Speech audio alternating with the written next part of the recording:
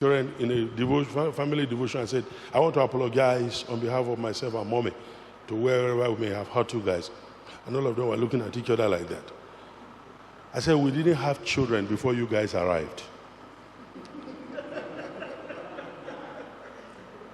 And I said to them, you are our teachers. I said, the mistake we made on A, we corrected on B. The mistakes we made on D, we corrected. I said, this guy came now just enjoying.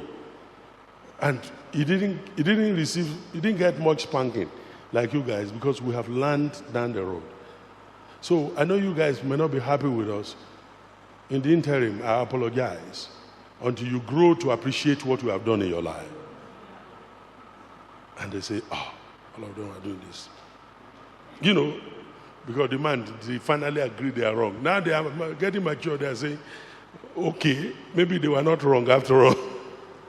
So you need to understand that they also teach you virtues. They teach you patience. You know, I remember I called one of our children one day,